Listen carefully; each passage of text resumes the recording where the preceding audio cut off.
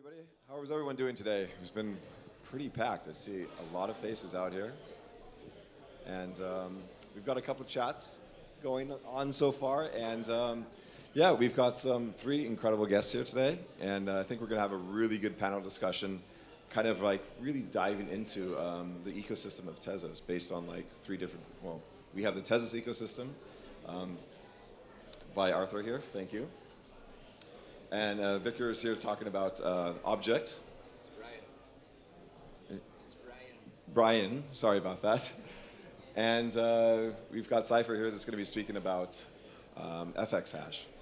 So maybe if we start off with Arthur, can give us a little bit of a history of like, I don't know, what brought you to, I don't know, creating the Tezos ecosystem and thinking a little bit about how art is influencing it.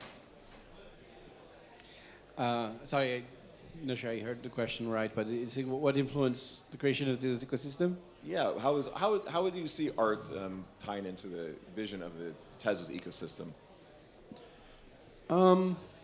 So, broadly speaking, before there was a Tezos ecosystem, there was Tezos. So, and that's the part that I know. I'm a Tezos expert. I'm not necessarily a Tezos ecosystem expert, though I do know a lot. Tezos started with the idea that if you wanted to have blockchain that could evolve, that could be dynamic, that could do things as opposed to being kind of this immutable algorithms, you needed some form of governance on the chain. And the interesting thing was to look at, there was a whole lot of consensus questions and potential problems around the evolution of blockchains. And it's funny because a blockchain is a consensus-making mechanism. And so that's the original idea of Tezos, thinking about potential governance problem. What I think made it interesting is that the paper for it is from 2014. It talks about governance debates around hard fork, security of smart contracts, before there were smart contract blockchains and before there were any governance debates. So in that respect, I think it anticipated a lot of the topic that we saw later. And the Tezos ecosystem that grew around it, well, Tezos is an application platform. It's open. It's a decentralized open source system, so anyone can come in, anyone can build, and anyone can make it its own, which I think is a part that's really unique about Tezos compared to other blockchain and ecosystems. And as a result, there's different type of applications on Tezos. There's really a bit of everything. One of the first application we had on the Tezos blockchain was the French gendarmerie, which is the rural police. That they stand on a highway and they check for speed limit, but they do all sort of other things, including counterterrorism. So it's a wide thing. They started tracking. They started like a tracking program for spending on the chain. So they were using the blockchain, and then we had people use it to tokenize real estate in Thailand, and then we had people doing DeFi applications. So there was really a lot of everything. But usage of the chain really started picking up in late 2020, early 2021. And the first, I would say, killer use of the chain, like the first use that brought a lot of people, a lot of passion, a lot of development, was around art marketplaces and art stores. And for me, it's something that makes sense, and I've always wanted Tezos to make sense. We are in an industry where a lot of people will tout ideas that don't make sense just because they seem popular in a moment. And that's a good way to pump something and say, oh, we're going to do X, Y, Z, and that sounds popular. And I've always tried to encourage things that made sense. And to me, art completely makes sense on blockchains. And the case I give for it essentially is that, look, people like to make art, and they're going to continue to make art, and they're going to continue to make digital art. So much of our lives today is digital. There's no way in which art is going to stick to physical media. So obviously digital art is going to keep growing and it's going to continue being a thing. That's my first axiom. The second one is that people are going to want to collect art. People have been collecting art throughout history. They're not going to stop doing it. And then the third thing is that, well, if you're going to collect digital art, what is meaningful ownership? Are you going to represent this entry in some corporate database? You can't really do that. You have to do it on a platform that really gives it meaning. And for that, you care about things like decentralization. You don't want a platform who's owned at 95% by venture capitalists for putting your art. You want a platform that's community control, that's decentralized, that's open source. And I think that's why there was such a natural fit between the art markets and the digital art creation and experimentation and the Tezos chain. Sorry, that was a bit long, but I think I covered a lot of bases. No, but thank you very much for the history lesson there.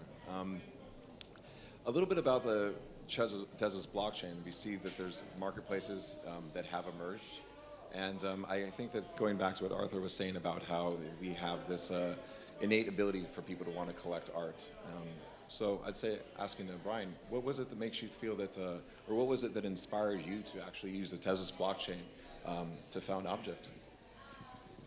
Yeah, so for me it was basically in March 2021 when I came into the Tezos ecosystem, and it was Hen Hickenunk that drove me, the grassroots sort of underground art movement with the minimalist UI was extremely intriguing, and the community that was forming around it is what really drove me then to Tezos and to look into Tezos in more detail, and then also obviously build on Tezos and use the tools that were there at the time to start Object.com, which at first was called Object.bid.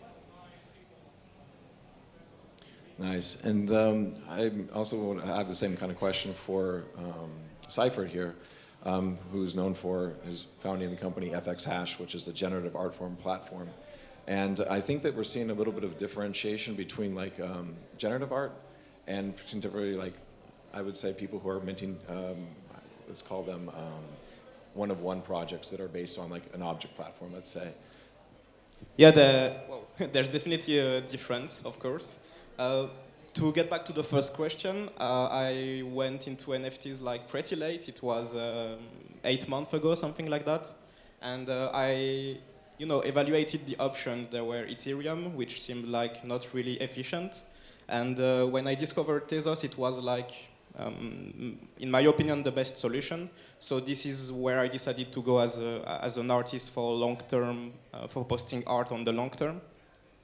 And I started to fall in love with the community. That's something I think to highlight, and that's something that's driving a lot of the ecosystem forward, is this thriving community that's, I don't know, maybe more ideologic, maybe more, trying to build meaningful stuff. And at some point, I wanted to post generative art, but there was no solution at the time being. And I just thought, okay, let's build something.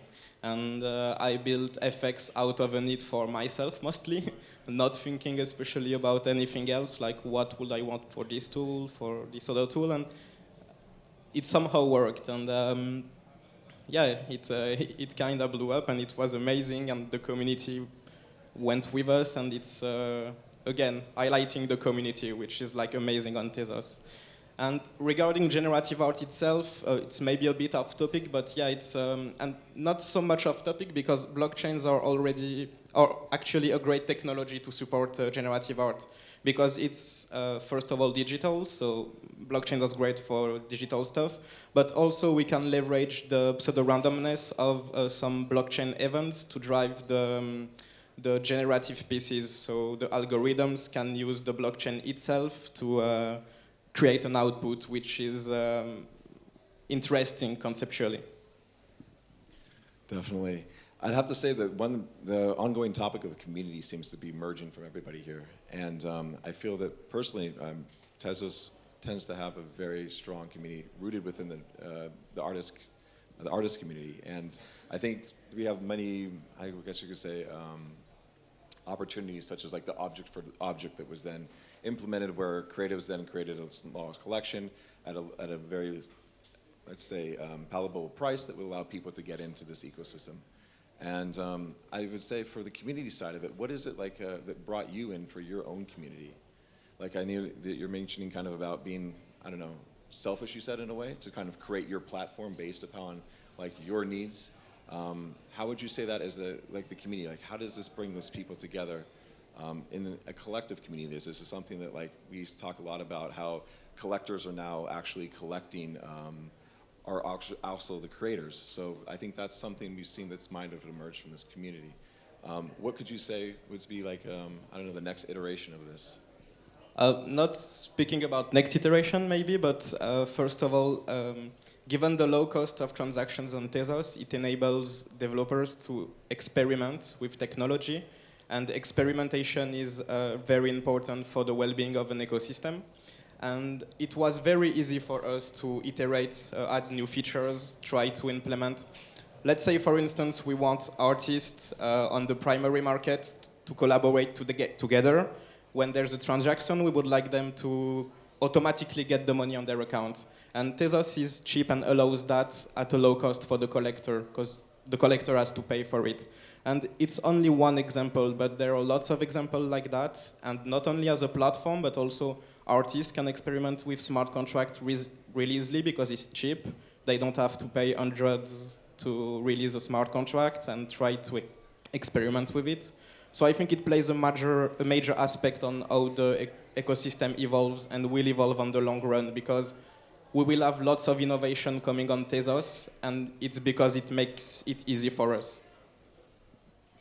So it's that nature to play, to experiment at like a low cost, that people would then have that ability to say, oh, well, maybe I try a project, or maybe I do a collaboration with something, or some different technology. Just to add something, it's not only experimentation, but it enables experimentation. We can have both serious, very serious contracts, and as well as experimenting a bit on some areas, which makes for a more thriving ecosystem in the end, I think. Yeah, and this is going to spur creativity and growth, I think, as well. Nice. So, okay, so we've got a little discussion about community here, building. I'd say, what else could we imagine would happen in, say, the next iteration of like the Tezos ecosystem, from your side from your point of view as an actual platform? Like, what would be some features that you would like to see that would enable creatives to then, I don't know, experiment or build more so? I mean, from our side, one of the next features that we're building and that we're really excited about is the DAO. So to include the community in the upside, or in the creation of the marketplace, to profit from its success, but also to have a stake in its governance side of things, and to shape where the platform will go. I think that for us is the most exciting next iteration that we're thinking about. But of course, we're constantly trying to improve the marketplace. We're constantly talking to the community to see what they want, the features they want, the bugs that they have. So I think it's exciting. Maybe also we have lots of new opportunities to explore. Like for instance, for this kind of events, we can set up live minting experiences free for the visitors, and there is going to be in the upcoming years more and more of that, not only from us but from the whole ecosystem. And it's very interesting to explore as a community and grow together with this kind of interactive installations, with anything we can think of actually, and not being limited by the tech underneath, because that's what tech is for in the end. Try to become transparent. Definitely, it's all about transparency. So one question about the transparency is, how can you see, I'd say, community kind of mixed around with education? Because I think that the blockchain also has a large integral element that's also educating people about not just collecting art or being creative or platforms, but there's a large element that's based on education. And how could you see that implementing into, say, a platform?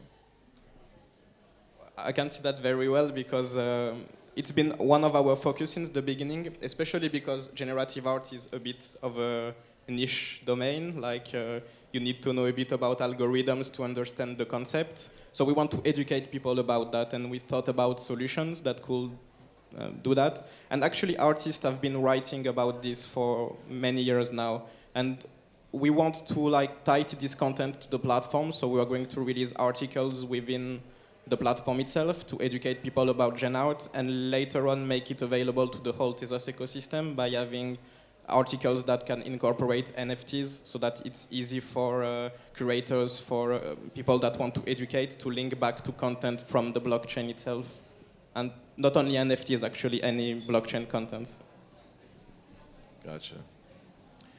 All right, so education, community, exploring. I guess those are the three main underlying topics we've had here. A question for you, Arthur. Is there anything you could kind of suggest or hint at that you'd love to see kind of as the progression of Tezos? Anything I'd love to see in the progression of Tezos? Let's say the building in terms of the platforms that we were talking about today, like. Yeah, that's very wide. And again, I'm not. This is not my expertise, but there's a couple of things I'd like to see. So, one aspect that I think is important is the social element. So, having more social media-like features, I would say, in marketplaces, and they already exist. You can already follow people, but I think this can be developed further. There's a lot of good ideas. There's a lot to dislike about social networks, but there's also a lot of good ideas in them. And finding a way to not just collect, but also connect people on the platforms is, I think, something that's an interesting avenue. Another one is that a lot of the NFTs we see today have been primarily in visual arts, not exclusively. There's poetry, there's writing, there's music. I do think that music is quite interesting because it's a form of art and it's the one that's most commonly collected and most commonly consumed in the world today. Few people collect art, but hundreds of millions of people collect music. So there's something that remains completely untapped here. And even if you take the view of NFTs as bragging rights, people love bragging about music. So that's another one I find interesting. In terms of designs, we talk a lot about NFTs enabling royalties. A lot of the royalty mechanisms essentially is policed by the fact that people want to use standard platforms and the standard platforms enforce it. But at the end of the day, there's not much you can do to stop someone from selling you an NFT for a penny on the blockchain and then giving you $100 under the table. So a lot of the royalty schemes don't necessarily work. They work when they're small enough and people are well behaved. For very, very large amounts and very large fees, they can break down. So de facto they work, right? I think it's a good thing. But there's interesting designs which don't have necessarily this inconvenience. And one of them that I really like is harbinger taxes. So there's one NFT that was created by Simon de la Rouvière called "This Artwork is Always for Sale," which I find quite interesting. And the idea is that you put up a selling price for the piece, so you have to offer it for sale. And you have to pay a fraction of that price every month to the artist. So if you set a very high price, you're going to have to pay the artist a lot, but you're safe. If you set a very low price, you don't have to pay the artist a lot, but someone might buy the piece from you. So overall, the price of the piece at all point in time is going to be somewhat near maybe its fair market value, or maybe a little bit above that. And so it's a good way to guarantee that the artist, in perpetuity almost, participates in the upside in the piece.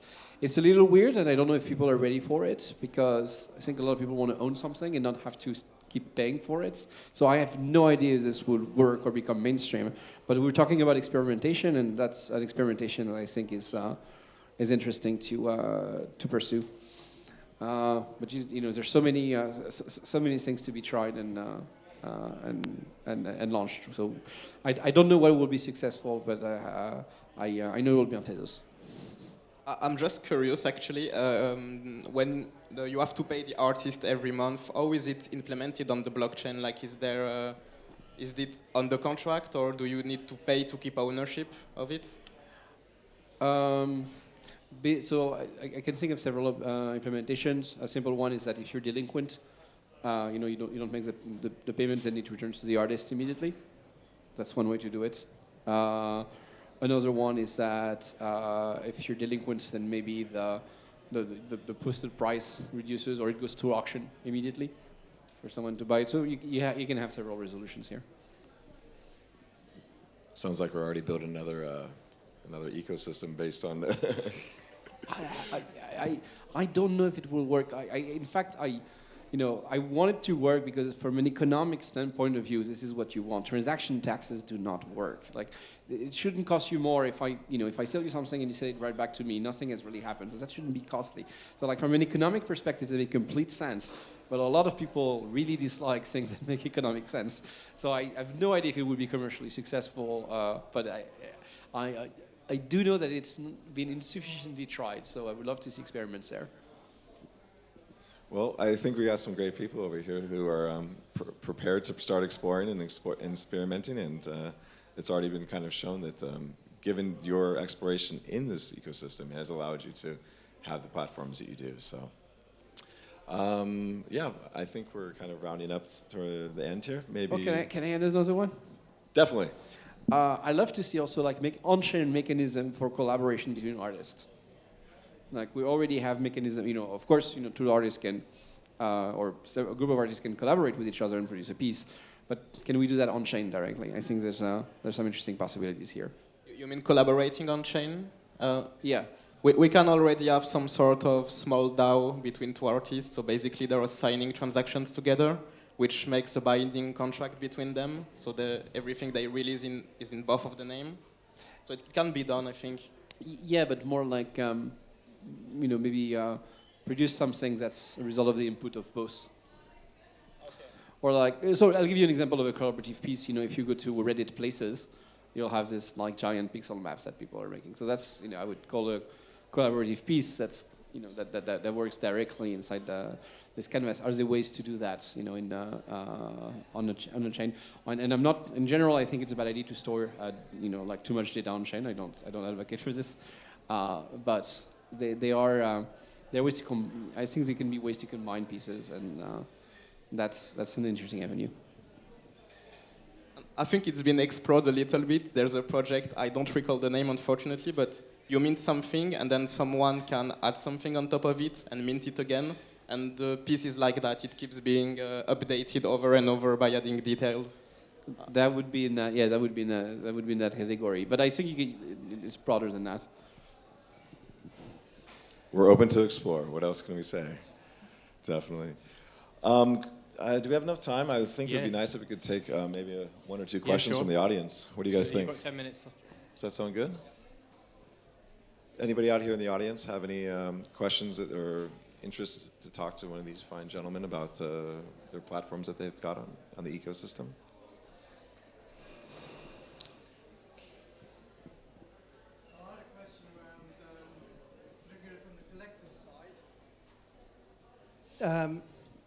I was wondering if there were any plans or ideas to allow collectors to combine many editions into one, because I think that people might be interested in buying a one of one, but not a one of 200, and so the sum of those parts might be greater than the whole. Or is that the right way around?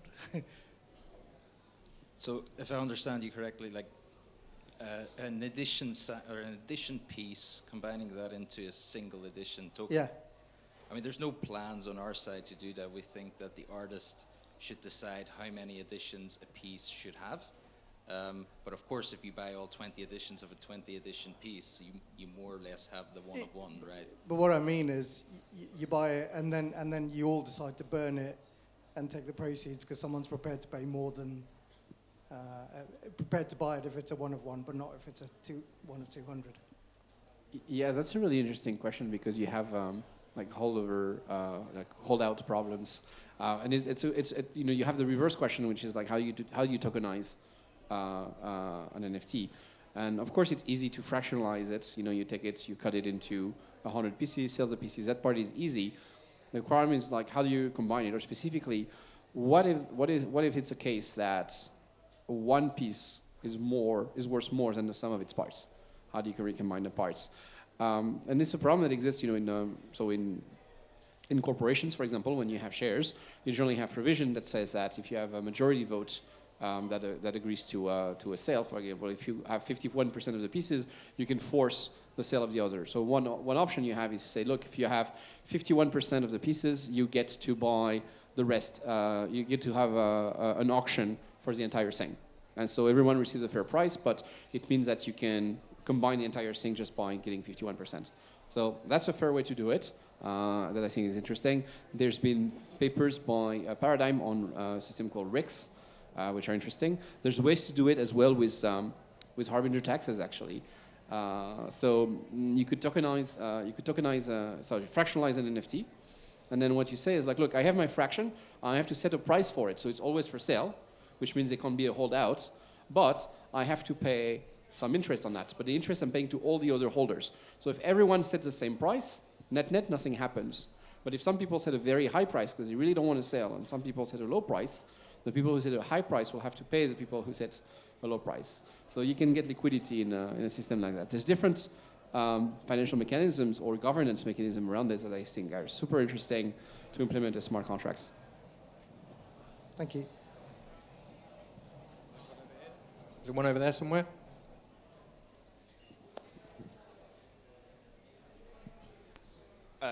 Thank you for your guys' talk. It was very interesting, and it was nice meeting you guys. I've been following you for quite some time, but have never seen your faces, so that's also nice. My question is about the DAO.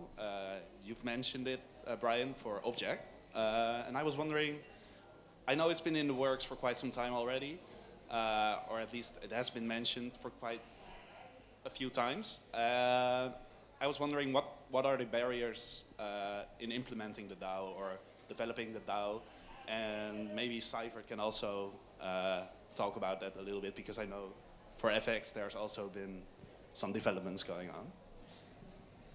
I mean, I wouldn't say there are any barriers. Obviously, there's the legal aspect that we have to figure out how we want to structure it such that, you know, it can work in a legal system, or it can work for us as the founders in a legal way. But then the big thing that we're working on is the whole tokenomics and how to, you know, implement the governance of the DAO. I think it's not a barrier. It's just something where we really have to put a lot of thought into to make sure that it works well. And yeah, other than that, I think, yeah, as with everything, it's just taken a bit longer than we anticipated initially when we first sort of announced it. So yeah, I don't think there's any barriers, just really trying to figure out how to nail the details, and we're taking our time. We don't want to rush anything on that side. Well, to me, the legal aspect is quite of a barrier, but it's because we've incorporated FXhash in France, and that was maybe the mistake initially, because in France it's difficult to get fees back to the community, and yeah, have this in France. So we need to work out how to move the company and how to structure it properly, which is like we are a community of artists and not lawyers, so we have to partner with the right people, and etc. So there's some work to do in that regard. And regarding the technical aspect, it's more of what can we make that's new for the DAO and what could be like interesting. And technically, it's actually pretty easy to set up a DAO. It's just a matter of finding the right economics to support the community properly, and also maybe adding a bit of a flavor to make it proper to the platform. Not a barrier, though. It's more of a fun challenge. I see. Thank you. Any more questions at all? Cool. We'll make this the last one, okay? Hello, hi. I was just going to ask, do you have any idea or any plan for like creating a tool for like artists, like Manifold in Ethereum, like a smart contract developer for like artists? Yeah, we were actually thinking about implementing something along those lines, but then because we're working on so many things, we decided to put that on hold and let the community build something like that. I mean, we do. If you create a collection on Object.com, you do create your own smart contract, in that sense that you have control over. But obviously, it's not as exactly, yeah, as well done as Manifold. And I think it's probably something that the community should at some point build. If not, we will obviously try to build something along those lines. But we're also, in general, we're trying to incentivize the community to build those third-party tools on top of our API that is data.object.com, but also in the future, we're hoping to add a fee sharing mechanism on the contract side, such that third-party builders would profit from referring sales to the platform. Thank you. I'll just add one thing to that. The Tezos Foundation has a grant program, and we really like to fund developer tools, because we think that developer tools enable a lot of creativity on the chain. They empower more people to create the next FX hash or the next object.com. Sorry, there will be an XFX hash and there will be an XObject.com. Well, the more the merrier. But so yeah, we love developing tools and helping people who develop tools. So by all means, if there's anything missing in a Tezos ecosystem, let us know. And it's always great to want to empower people. And on that note, one last thing to mention, we are doing a hackathon here at this event. So if people aren't aware of that, there is a Tezos hackathon happening. We will be, Tezos has contributed a prize for first, second, and third place, that is. And the submission deadline will be, I think it's 3 p.m. on Friday. Friday, right? yeah. Friday, yeah. So yeah, follow us on the website. There's going to be a little bit more information that's going to roll out about that, but awesome opportunity to start building on the Tezos ecosystem. So thank you so much, everyone. And thank you to our crowd.